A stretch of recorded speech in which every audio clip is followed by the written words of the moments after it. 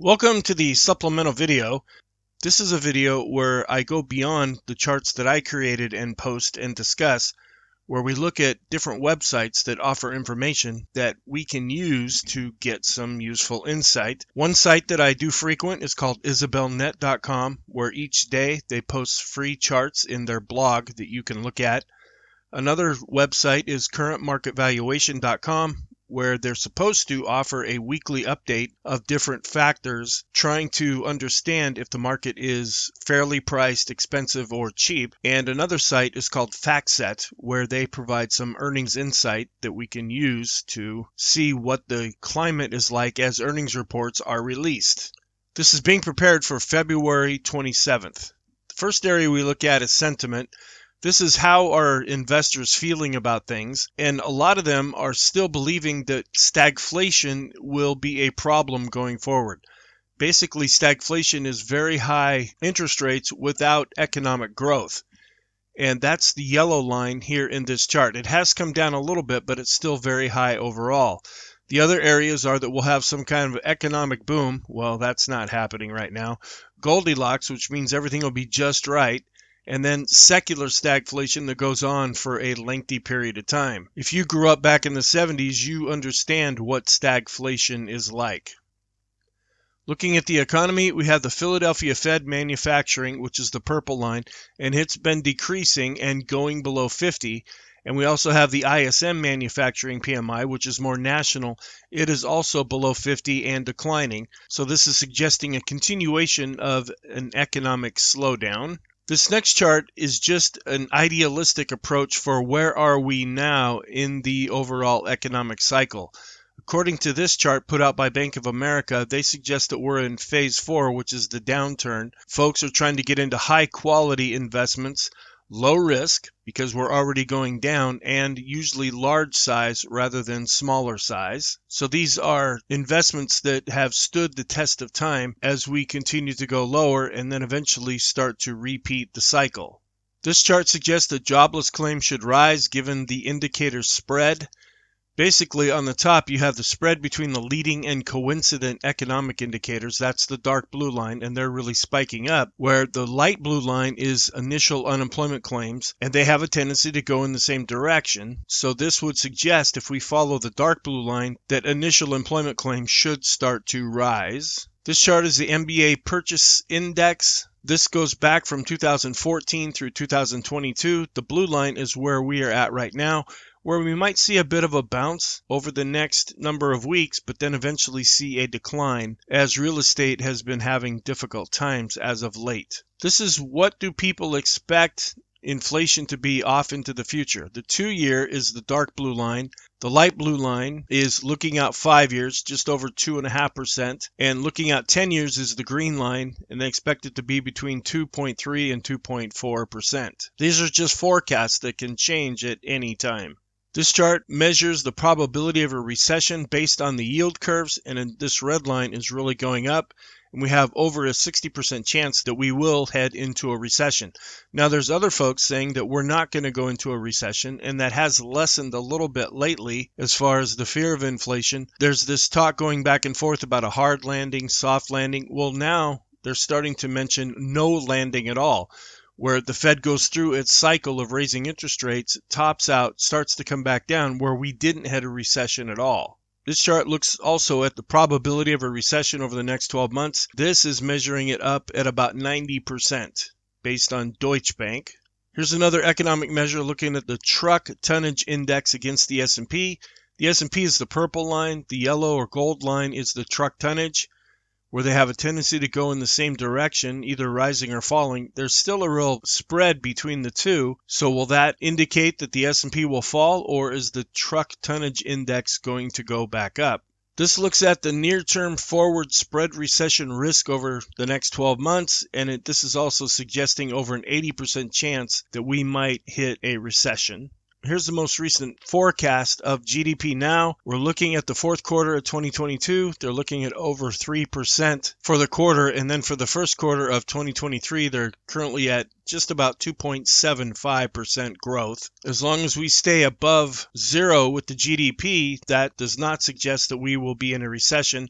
but there are still other types of recessions that can flow throughout the economy. Here's the latest reading of the inflation nowcasting. On Friday, we had the PCE report come out, and that really took the markets by surprise, and we saw a real downturn in stock prices. The green line and the yellow line are the PCE, and they've really shot up with what folks are now thinking inflation might be. That's a real concern right now. When inflation appeared to have topped out in June of 2022 and is starting to come back down, now the concern is inflation going to turn around and start heading back up? The PCE report that came out on Friday does cause us now to wonder if that's what will happen. This looks at what happens if we have a soft landing. At the year end, Goldman Sachs thinks we'll end at about 4,000. If we end up having a hard landing, we could fall down to the 3150 level. Looking at earnings and valuation, this is how far have earnings fallen since World War II when looking at the last 12 months, and they're guessing that we'll probably be at down about 11%. This is the recession scenario. You can go back and look at other times when we've had recessions and a real downturn in earnings. The median is down about 13%, and this is suggesting that we'll be down 11%. This chart just suggests that earnings estimates are well ahead of economic realities. They're still pumping up earnings a little too far too fast according to this chart, and that's producing an overvalued situation. This looks at forward earnings per share growth, and it's negative now, and this suggests that price downside pressure is in front of us, not behind us. That's the yellow line, as it's been coming down and actually has dropped below zero. And Morgan Stanley is also suggesting that earnings forecasts will continue to fall. Here's another look at earnings from the bottom-up consensus. This is the S&P 500 earnings per share estimates on a year-over-year basis. In the fourth quarter of 2022, which is being reported right now, we're down about 1%. They expect it will be down 6% in the first quarter, then 5% before we get to positive earnings estimates. Looking at money flows, this was the largest high-yield bond outflow. These are really high-yielding bonds like junk bonds, and folks are tending to get into those because they give a better return. Well, now that interest rates are coming up, there's some other investments that may be less risky that are still fairly attractive. But this is showing how money is starting to flow out of the high-yield bonds. Then when we look at equities or stocks, we show negative flows. This is the cumulative fund flows across different assets.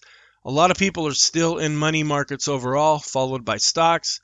Then you have government bonds, and then at the bottom are corporate bonds. This chart put out by Bank of America says it was the largest week of private client bond purchases ever. So we just saw a bunch of outflows. Now we're seeing a lot of inflows. That's why we have to really look at these charts and say, okay, I see what they're saying here, but I'm not necessarily going to stake anything on this, because you can take data and manipulate it around to look either positive or negative.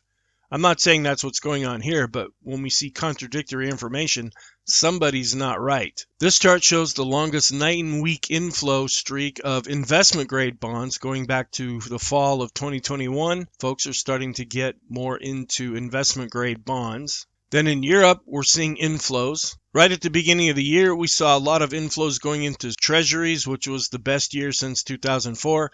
That's because 2022 was probably the worst year for bonds going back to the 1700s. So it's not hard to improve on that. Then looking at China, we're seeing outflows. We're still above the zero line, but a lot of money is starting to come out of the Chinese stock market. Insider transactions, after really spiking up, has been coming back down, and we're more in a bullish stance currently. So that could give some support to stocks. Looking at the Fed, the terminal rate they're predicting in August of 2023 will be at 5.38%, and then it will eventually fall down to 3.76% at the end of 2024. Here's another look at the implied terminal rate. They're thinking that we're going to top out at about 5.3%. This chart suggests that even though they're possibly slowing down rate hikes, we need to be wary of signs of inflation. That's what I mentioned earlier, where inflation's coming down, but it could turn back up. Looking at the S&P, this is a chart from a few weeks ago showing how the latter part of February tends to be the weakest time of the entire year, and we're seeing that drawn out right now in how the markets have had some recent weakness. Looking at the overbought, oversold composite, we're pretty much neutral right now, giving a reading at 48.21, not extreme positive or negative. This is the annual percentage change against liquidity. It just shows both of them going down, which is adding some pressure to stocks. The dashed red line is the M2 money supply minus GDP, and the black line is the annual change rate of the S&P 500, and they're both having a tendency to go in the same direction. This chart suggests that U.S. market dominance is the most stretched in over 120 years. If you take the U.S. stocks and then you compare them with the global stocks and you take out the U.S. stocks are considered to be very overpriced. This next chart tries to determine what will the leadership area be once we get beyond the bear market. Going up to this point, it's either been tech or energy. Well, tech really suffered in 2022 where energy did well. Is something else going to come to the forefront once this downturn ends up being finished? This looks at the average performance of the S&P 500 during Fed tightening cycles going back to 1955. The blue line is the average, and in 2022, this is how things have been performing thus far. This chart suggests that the S&P falls by about 30% from peak, the top, to trough, the bottom, in recessions. And way over on the right-hand side, we see this light blue area with the decline of 24%. It could go even further down to 3150, which would be down 34%. Another interesting thing is short interest. This measures how much short interest is there in the market right now. People that sell to get in, hoping to buy back at a lower price so they make a profit when a stock or an index goes down. We like to have this at a pretty high level because if we turn and go in the other direction, those folks who are short in the market have to buy to get out, and that can really push prices higher. We're seeing a pretty low reading of 1.6%. This chart just shows where emerging markets are starting to not see the love that they were seeing just a few weeks ago. We're seeing outflows. And then I added a note at the bottom, is this caused by the rise in the US dollar? Because that's making these other emerging market investments not as attractive. Another area is the current market valuation, where overall we're at the fairly valued level. And here's a historical chart showing that we're still below the yellow line, even though we did increase slightly over the past week. This looks at some different recession indicator models. This is the yield curve model, and with all these different yield curves inverted, it's not surprising that we are strongly overvalued. One thing to be aware of, it's not when the yield curve goes inverted that we're worried about a recession. It's when it stops being inverted or it reverts back to being normal again. That's typically when a recession will start. So that's why I keep watching these every day just to see what's happening. This is the state coincidence model. It says that we're overvalued as of the first part of December. 22 out of the 50 states were having decreasing SCI. That means they're more prone to recessionary type pressures. If this goes up above this 30% level, that means that the entire country is experiencing a recession. So even though this is climbing, it's not at a recessionary level yet. This kind of goes hand in hand with that. This is the state coincident index, the number of states showing increasing activity. As this is going down, that means it's more and more recession-like. Looking at some market valuation models, this looks at the Buffett indicator comparing stock prices with GDP. We're just underneath this yellow standard deviation. If we go above that, the market will be considered overvalued, but right now we're still fairly valued. The PE ratio is overvalued. We crossed above this yellow line here, which is 1 standard deviation, so it's starting to look more expensive.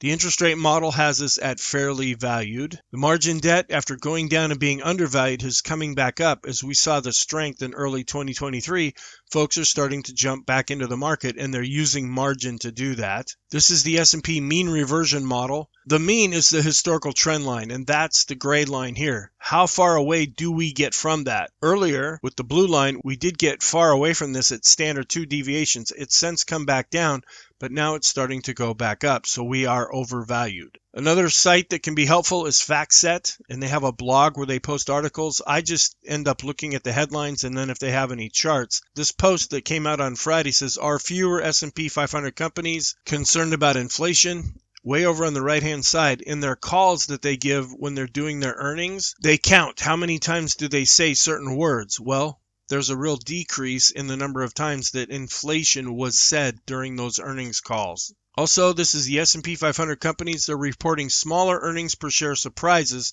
for the 7th straight quarter. This is going down. So the fact that they're blowing out their earnings is getting less and less. Thank you. I hope you found this useful. Please feel free to check out the daily video, weekly video, intermarket analysis video, as well as the deep dive video to gain some insight as to what's happening in the market, and I will talk to you in the next video.